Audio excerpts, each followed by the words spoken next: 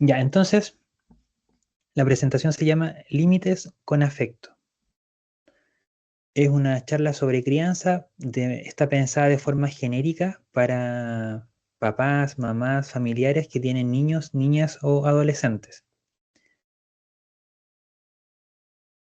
Ya, ¿qué objetivo tiene esta presentación?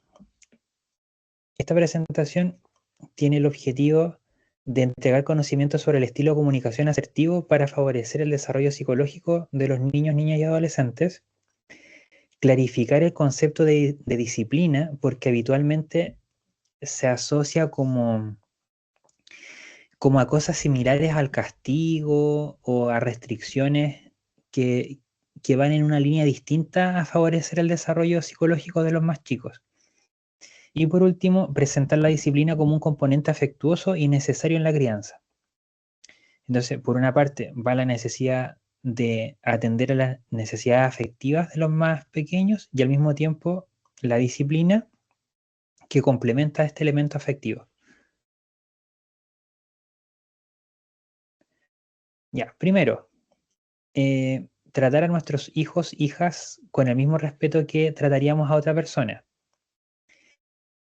Esto es algo que puede sonar muy, muy básico, pero habitualmente las personas adultas tendemos a eh, respetar, empatizar más fácil con otra persona adulta y cuando es un niño o adolescente se hace un poquito más difícil. Entonces, esta es una primera pista, el esfuerzo por respetar a los más chicos sin importar la edad.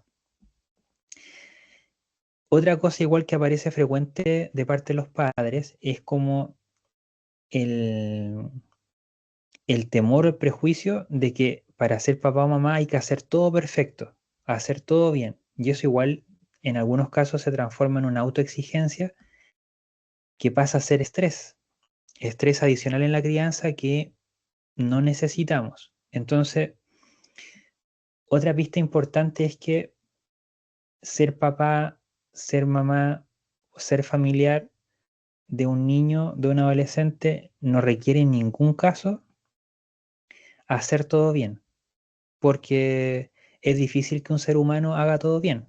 Eso no está en las posibilidades de una persona. No es necesario leer todos los libros de psicología infantil o de crianza. Es importante estar, es importante más estar presente y participar en lo cotidiano de los hijos, de las hijas, que imaginar de hacer todo muy bien. Em, entonces, cuando pensamos en la parentalidad o la marentalidad, pensamos en estar, en participar en lo cotidiano, en las actividades que tienen los hijos, más que pensar en hacerlo todo bien o imaginarse que hay que estar en cada una y todas las actividades de los hijos, que igual eso pasa a ser en algunas ocasiones una imposición que se transforma en mucho estrés para los padres y madres.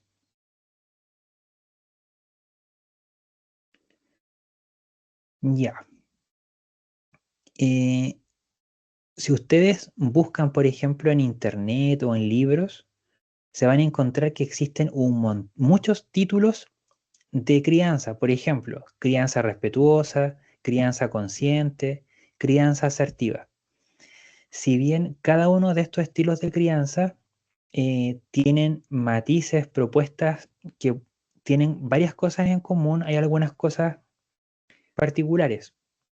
Yo en esta oportunidad utilicé el concepto de crianza asertiva porque es la propuesta más simple, más sintética, más resumida y más fácil de aprender o de recordar, porque está centrada en la comunicación. Entonces, acá tenemos una definición de esto. La capacidad de comunicarlos lo que pensamos sin pasar por encima del otro, haciéndole daño y sin pasar por encima de nosotros, anulándonos y respetando nuestros propios límites. Es un concepto genérico que tiene que ver con la comunicación asertiva. Cuando yo intento comunicar, ya sea para contener emocionalmente a un niño, niña o adolescente, o cuando intento comunicar para colocar un límite que está en relación a cuidar a otro, tengo que tener en cuenta esto. Yo comunico sin pasar a llevar al otro y comunico sin pasarme a llevar a mí. Si nosotros hacemos ese ejercicio y practicamos la comunicación así al interior de la casa con los distintos integrantes de la familia, después cada vez sale más natural hacerlo con los más chicos. ¿Qué cosas se relacionan con esto? Trato respetuoso, ver al otro como una persona capaz y digna de un buen trato. Capaz y digna de un buen trato. Menos reactivo, más proactivo. Es importante planificar y anticipar para preparar a los niños y adolescentes en sus actividades. Si yo como adulto puedo planificar mi día, sé cuáles son los hitos importantes del día, puedo también anticipar y programar las actividades para hacer más fácil que los niños, niñas y adolescentes puedan seguir los planes. A la inversa, si a mí como adulto se me hace muy difícil planificar mis actividades diarias o planificar mis actividades semanales, va a ser aún más difícil que un hijo o una hija pueda seguir una rutina establecida. Entonces acá nos ahorramos mucho trabajo siendo proactivos respecto a cómo planificamos ciertas actividades diarias o semanales, como yo les decía. Eso es menos estrés para los padres, madres o familiares y también para los más chicos, porque se va teniendo la sensación de seguridad, la sensación de claridad, la ausencia de confusión respecto a qué cosas vamos a hacer, qué cosas tenemos que hacer, qué cosas vienen más tarde o qué cosas son importantes cuidar para mañana. Por ejemplo, establecer una rutina para ir a dormir. Es un detalle, pero influye en muchas cosas. Si nosotros establecemos, entre comillas, un ritual para dormir, donde todos los días, por ejemplo, de lunes a viernes, que habitualmente los más chicos van a clases, tenemos un margen de tiempo para ir a dormir, por ejemplo, entre las 9 y las 10. Por dar un ejemplo, eso es variable en cada familia, también depende a qué hora inicia el colegio al otro día. Pero para seguir el ejemplo, si nosotros todos los días sabemos que es importante que entre las 9 y las 10 los niños o los adolescentes tienen que ir a dormir, por supuesto que una hora antes, o incluso un poquito antes, 7:30, 8, comenzamos a quitar estímulos que son activadores del sistema nervioso y que hacen difícil que después uno duerma. Por ejemplo, quitamos pantallas, tenemos muchas horas antes para tener la posibilidad de acceder a pantallas. No vamos a comer alimentos que tengan azúcar o bebidas que sean que tengan cafeína, como las bebidas como la Coca-Cola, la Pepsi, que esos son estimulantes del sistema nervioso central, o como el chocolate, por ejemplo, que igual el chocolate o el dulce activa y hace que un niño esté más inquieto, con más ganas de jugar, con más ganas de hacer actividad. Entonces, si yo como adulto puedo prever eso, va a ser más probable y más fácil que una rutina de sueño se transforme en hábitos de sueño. A eso se refiere. Entonces, para un adulto después, cada vez es más fácil guiar y orientar a los más chicos respecto a estas cosas que ya están logradas. Después, retomando el concepto de comunicación asertiva, tenemos estilos de comunicación. Tenemos el agresivo, el pasivo y el asertivo. Y el desafío que tenemos al interior de la casa entre los adultos y los más pequeños es lograr trabajar en un estilo de comunicación asertiva. Para eso es fácil diferenciar primero estos tres estilos de comunicación. El agresivo, la persona directamente invalida al otro, ya sea con gritos, con insultos, con amenazas. La agresión es directa.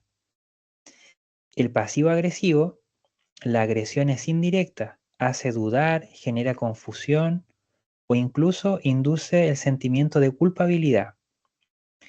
Esto es interesante porque habitualmente a los psicólogos nos piden evaluaciones cuando existe, por ejemplo, sospecha de maltrato físico, porque se tiende a pensar en el sentido común que solamente los golpes, las cachetadas, los peñiscones, los empujones, los amarreos generan daño psicológico.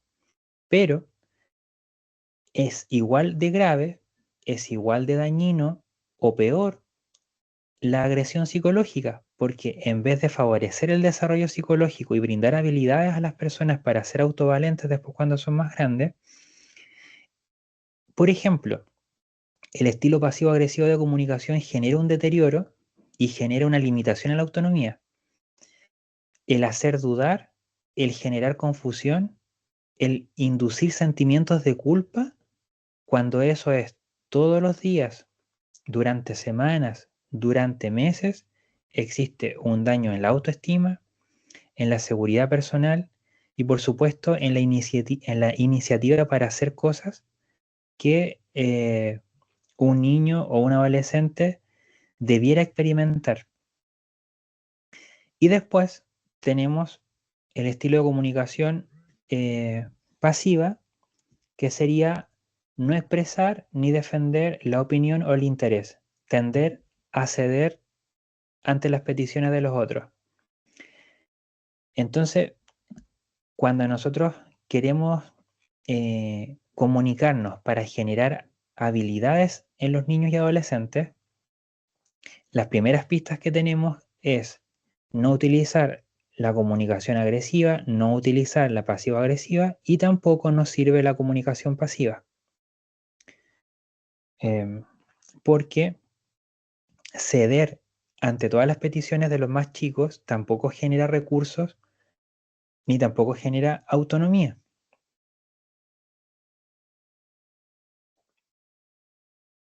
Ya.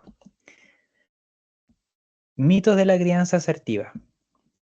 Acá tenemos algunas cosas algunos prejuicios que suelen decirse sobre esto. Que padres y madres que creen ser asertivos y son más bien, más que asertivos, pasan a ser permisivos, que es ausencia de límites claros. Claro, ese es un riesgo, pero si nosotros sabemos muy bien que tenemos claro que estamos en una comunicación realmente asertiva y no pasiva, lo estamos haciendo bien. Porque tener la comunicación asertiva no es contrario a límites. Ya vamos a hablar de eso. Padres y madres con estilo de comunicación agresiva tienen la creencia falsa que el castigo funciona e incluso que es necesario para aprender. Ya, muchos adultos que en su crianza como hijos fueron castigados para poder dar coherencia a su historia de vida, a veces tienden a atribuirle un significado positivo al maltrato que vivieron cuando fueron más chicos. Entonces después con los años empiezan a encontrarle utilidad. Pero la verdad de las cosas es que en general el castigo físico genera más deterioro que otra cosa. Ya les voy a hablar en las siguientes diapos sobre los riesgos del castigo físico me refiero. Y 3, mensajes erróneos de que hay que adaptarse en todo a los niños, niñas y adolescentes y en realidad es parte y necesario para un apego seguro la presencia de límites claros. Claro, o sea, otra pista que tenemos en la salud mental infanto-adolescente es lograr un apego seguro. Y para lograr un vínculo seguro, estable, predecible, que permita regular el estrés de los más chicos, necesito brindar, por una parte, apoyo y contención emocional, seguridad en el vínculo y al mismo tiempo límites claros que marcan lo que es permitido, lo que es adecuado, lo que es esperable.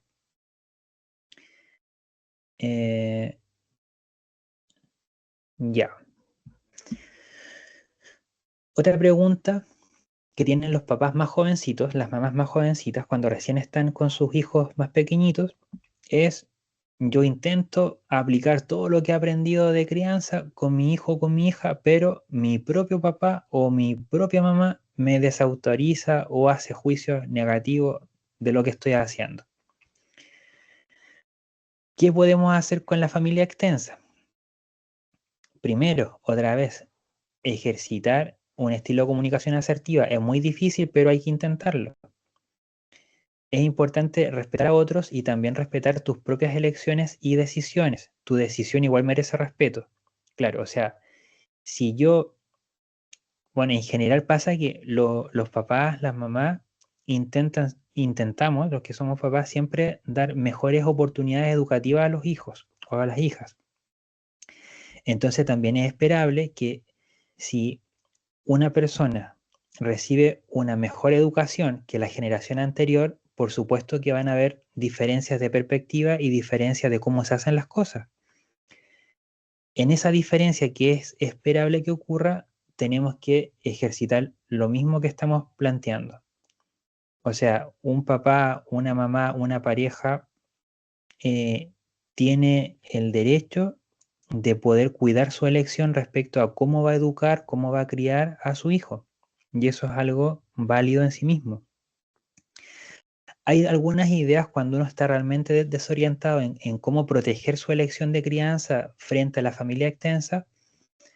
Hay una pista que encontré en alguno de los manuales que he revisado, y este puede ser como un tips, como para ordenarse respecto a cuando tengo que defender la forma en que crío a mi hijo del resto de la familia que opina distinto, que tiene una crianza más antigua, más pasada de moda o más clásica, no sé, o los que valían el castigo, por ejemplo.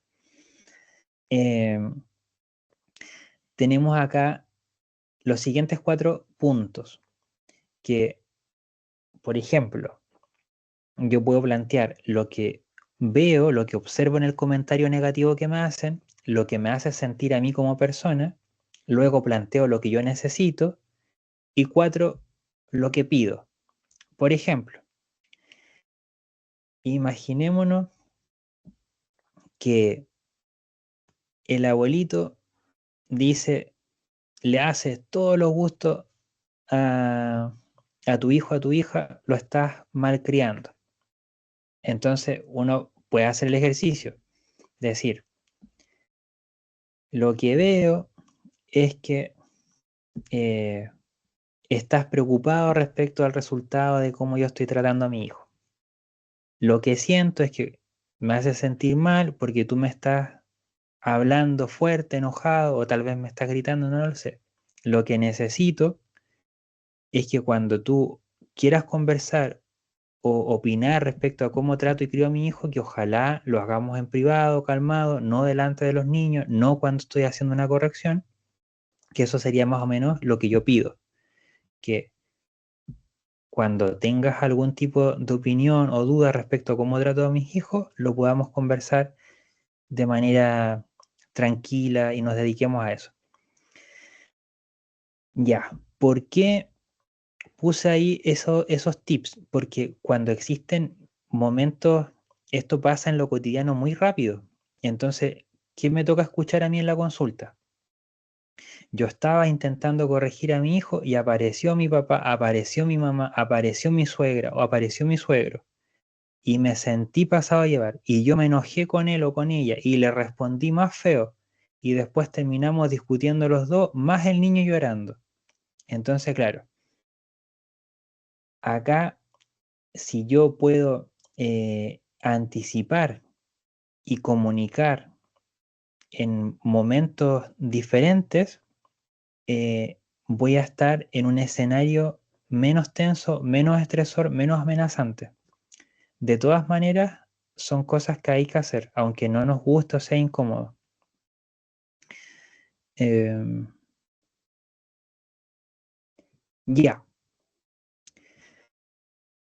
¿qué es un mal comportamiento de un niño, niña o adolescente? Claro, porque igual muchas veces escuchamos, este niño se porta mal, este joven se porta mal. ¿Qué sería portarse mal?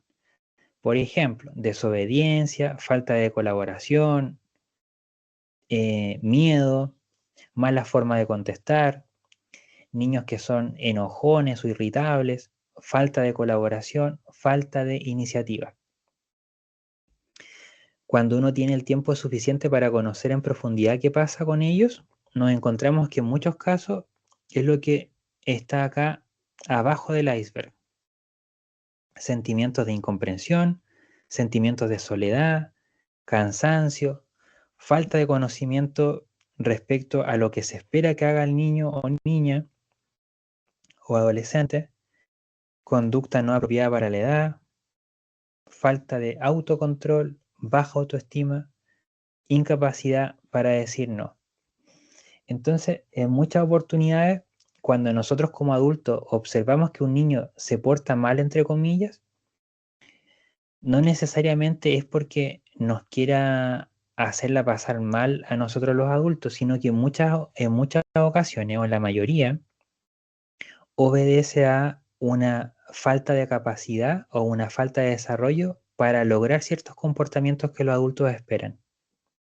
Por ejemplo, si yo voy a una hora médica y tengo que esperar media hora, para mí que soy adulto es re fome, re aburrido y me puedo obligar a mantenerme sentado 30 minutos. Pero si yo llevo a un niño a un ambiente como un hospital o una clínica y tengo de forma muy extraña la expectativa de que puede estar 30 minutos tranquilo en ese lugar que no fue creado ni pensado para niños, porque son baldosas blancas, son sillas, un par de revistas viejas. eh, es muy poco probable que un niño pueda mantenerse quieto en ese lugar pensado para los adultos. Entonces, claro, el mal comportamiento en general podemos ver que en muchas ocasiones obedece a esto, a lo que aparece abajito acá del iceberg. Ya, pistas. Orlando, ¿podría fijarte si está José para conectarse? A ver, a ver. Me acaba de escribir que está conectada. ¿Se conectó? Sí, así que tendrías que poder aceptarla. Oh, oh. No, ah, acá tengo. Ya, qué bueno que me avisaste. Sí, me dijo que acaba de llegar a su casa. Ya, Se conecta apenas pudo. ya, qué bueno. Ahí la dejé ingresar. Buenísimo. Ya, Bienvenida, vamos. José. Y ahí está. Bienvenida, Josefina. Ya, estamos. Eh, ya, entonces pasamos a hablar sobre apego y regulación emocional. Em, y acá, no sé, bueno, la teoría del apego se hizo muy popular en las últimas décadas y una de las cosas que, complementando investigaciones tanto de psicología del desarrollo como neuropsicología, después nos fuimos dando cuenta que en niños o adolescentes que son atendidos o cuando son atendidas sus necesidades emocionales a través de un vínculo estable, lo que muestra son cerebros sanitos y que se van organizando de buena manera. A la inversa, cuando nosotros tenemos niños que sus necesidades emocionales no son atendidas, ya sea porque existe negligencia en el cuidado o existe maltrato psicológico o físico o algún tipo de abuso, nos encontramos que el nivel de estrés se asocia a cortisol permanente en sangre que deteriora la conectividad cerebral. Entonces, ¿qué aprendimos nosotros? Que cuando tenemos un buen trato constante, cuando tenemos un estilo de comunicación clara, asertiva, como lo que le he venido contando, el nivel de estrés es bajito en los más chicos y eso permite que exista un desarrollo cerebral normal, que de manera gradual exista un aumento de la conectividad en el cerebro. Nosotros, en términos psicológicos, vamos viendo que los más pequeñitos, cuando son bien atendidos, eh, van generando un buen autoconcepto, una buena autoestima y se van atreviendo a poner en práctica lo que aprenden. Se muestran curiosos, quieren jugar, quieren participar, se muestran propositivos.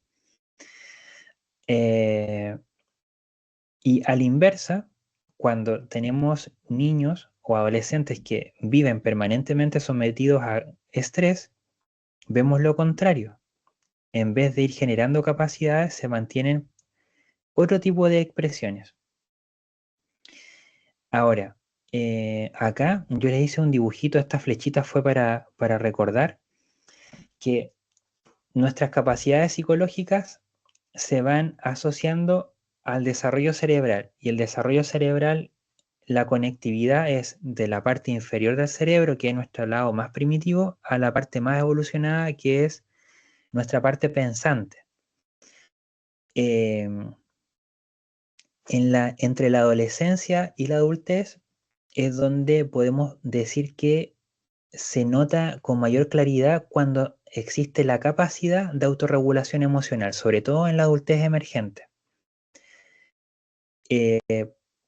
A la inversa, nosotros en lo más pequeñito nos damos cuenta que de repente la impulsividad o la desregulación emocional es más notoria, porque tampoco todavía no se ha creado las capacidades psicológicas ni cerebrales para poder regular ese exceso de emociones. Y es ahí donde necesitan del complemento y el apoyo de los adultos, mamá, papá, familia, cuidadores, profesores. Entonces, si nosotros comparamos el desarrollo psicológico con el desarrollo cerebral, nos vamos a dar cuenta que la conectividad entre la parte más pensante, que es el neocórtex o la corteza cerebral, y la parte que participa con la regulación emocional, que tiene que ver con todo el sistema límbico del cerebro, eso es adolescencia, adultez. Entonces, ¿para qué le sirve esto a un papá o a una mamá? Para que uno tenga expectativas realistas.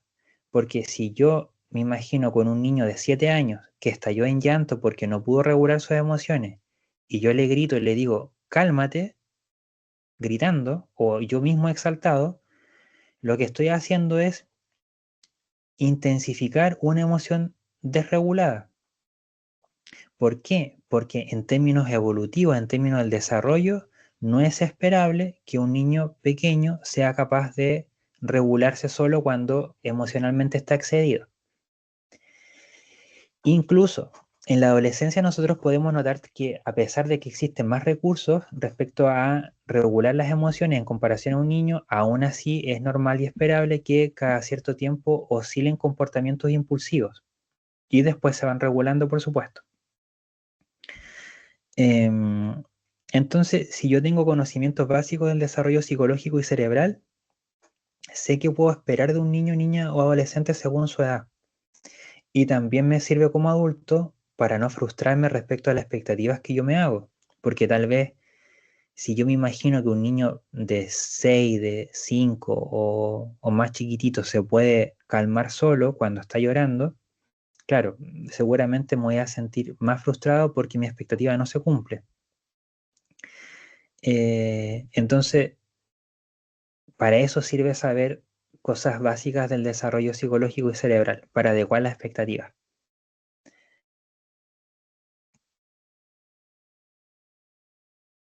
Y respecto a la disciplina, ¿por qué no es recomendable el castigo? Acá pensamos, por ejemplo, como castigo físico, porque habitualmente el castigo físico lo que hace es desregular más emocionalmente al niño o adolescente, aumentar la carga de estrés y además deteriora el vínculo del adulto que castiga y el niño que es castigado, porque genera resentimiento. No necesariamente un adulto cuando castiga habitualmente está desregulado emocionalmente, entonces no va a tener la calma ni las palabras adecuadas para explicar qué está sancionando y qué espera que se corrija. Eh, entonces, el castigo está más asociado a peligros está más asociado a deterioro en la relación padres e hijos, está asociado más a rebeldía, está asociado más a sentimientos de soledad del niño o niña adolescente. Entonces, en ningún caso ese tipo de castigo es recomendable. Hay otras formas de castigo, como por ejemplo, que no tiene que ver con aplicar un estímulo doloroso, sino con quitar un estímulo que es placentero, que eso cuando es bien razonado puede utilizar. Por ejemplo, quitar las horas de PlayStation, las horas de pantalla. Si no, por ejemplo, pienso en un adolescente. Si dejaste toda tu ropa botada en la pieza y no las dejaste en la lavadora o en el lugar donde va la ropa sucia, que es una tarea mínima que podemos pedir, te voy a quitar una cierta cantidad de tiempo, de minutos, de lo que te doy habitualmente para jugar en las pantallas. Eso es más recomendable que el castigo físico, por supuesto. Ahora, otra estrategia que se utiliza habitualmente, que igual va en la lógica del castigo, es el aislamiento. Cuando se manda al cuarto, a la habitación o a otra sala a un niño o a un adolescente. Acá hay que cuidar mucho la forma comunicativa. ¿Por qué? Porque habitualmente los adultos mandan al cuarto cuando ya están enfadados, sobrepasados, desregulados, y el niño o adolescente se va al cuarto en la misma condición. Entonces tenemos a dos personas frustradas, a dos personas desreguladas emocionalmente, y no da pistas respecto a cómo hacerlo mejor la próxima vez. Entonces, más bien es una conducta desesperada del adulto para poder regularse, para calmar su propia frustración, pero el otro no necesariamente aprende algo. Entonces, acá tenemos una difícil y gran misión los que somos adultos. La primera estrategia es empatizar, o sea, imaginarme, ponerme en el lugar del más pequeño, qué ocurre, qué necesidad emocional surgió que está presentando este comportamiento que me molesta. Y acá vuelvo a esta laminita de acá. Esto cuando se presenta, por ejemplo, la falta de colaboración, cuando existe la desobediencia, temores, mala forma de contestar, irritabilidad, falta de iniciativa, etcétera, yo me puedo preguntar, ¿qué estará ocurriendo detrás de esa conducta? ¿Será que el niño o niña adolescente está cansado y no puede ejecutar la conducta que yo quiero? ¿Será que no tiene el conocimiento necesario para hacer la conducta que yo espero? ¿Será que no tiene suficiente capacidad ni desarrollo psicológico para poder regular sus emociones frente a este estímulo? ¿Será que tal vez no se siente comprendido por mí? Etcétera, etcétera. Si yo logro empatizar, primero, para mí después de eso, de entender qué necesidad emocional existe detrás de ese comportamiento, para mí como adulto es más fácil orientar la conducta más adecuada a la que yo espero, la que yo creo que como un adulto, como papá, mamá, como familiar, sería más conveniente que el niño o niña adolescente comience a practicar. Así que eso, ese es las 10 laminitas que les tenía preparadas para hoy día, para que podamos conversar. Así que ahora sí que soy todo. Bueno, voy a detener la grabación primero, ¿vale?